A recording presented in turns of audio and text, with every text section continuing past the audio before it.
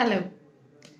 जैसे कि आप जानते हैं कि नवंबर मंथ हर साल प्री मैच्योरिटी अवेयरनेस मंथ के तौर पे मनाया जाता है। प्री मैच्योरिटी क्या है? बेसिकली जब भी एक बच्चा जन्म से पहले यानी 37 वीक से पहले बॉर्न हो जाता है उसको हम प्री मैच्योर कहते हैं। इस प्री मैच्योरिटी के कारण बच्चे को बहुत सारी दिक्कतें आ सकती हैं। मैं उन दिक्कतों के बारे में ही आज बात करूंगी और उनका टाइमली इंटरवेंशन के बारे में आपको बताऊंगी।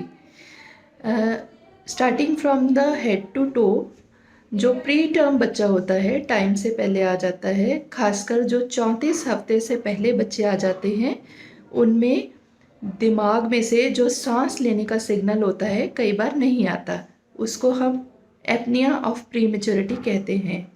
देन कमिंग डाउनवर्ड्स, उनकी जो आँखें हैं उसके पर्दों पे असर हो जाता है। वो हम 3 वीक्स ऑफ लाइफ पे उनके पर्दे चेक करवाते हैं। इस बीमारी को रेटिनोपैथी ऑफ प्री मैच्योरिटी कहते हैं।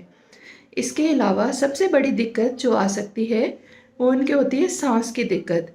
उनके जो फेफड़े होते हैं उनमें एक स्पेशल सब्सटेंस होता है जिसे हम सरफेक्टेंट कहते हैं, वो पूरी तरह से नहीं बना होता। तो फिर हमें कई बार उनका आर्टिफिशियल सरफेक्टेंट उनकी लंग्स में डाल के उनके फेफड़ों को खोलना पड़ता है और ताकि वो अच्छे से सांस ले सके।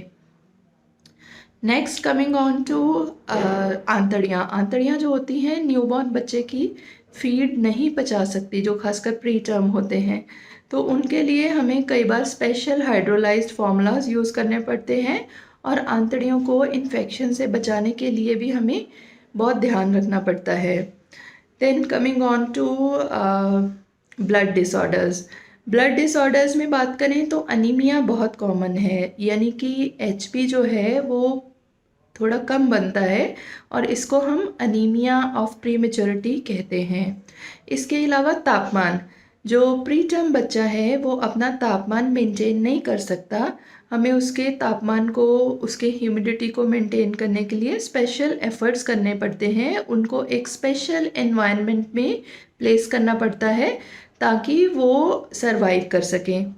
और प्री टर्म बच्चों में दिल भी जो होता है उसके मसल्स थोड़े वीक होते हैं, तो वो कई बार अच्छे से काम नहीं करता। Last but not the least, जो प्री टर्म बच्चा है उसमें इन्फेक्शन के बहुत ज़्यादा चांसेस रहते हैं। आज इस वीडियो के माध्यम से मैं आपको यही कहना चाहती हूँ कि अपने बेबी के बर्थ के लिए, खासकर अगर वो प्री टर्म है, तो आप ऐसा हॉस्पिटल चुनें जहाँ एक अच्छी न्योनेटल इंटेंसिव केयर यूनिट हो, प्लस एक अच्छा नियोनेटोलॉजिस्ट हो जो आपके बेबी को हैंडल कर सके और उसके सर्वाइवल के चांसेस बढ़ सकें। Thank you.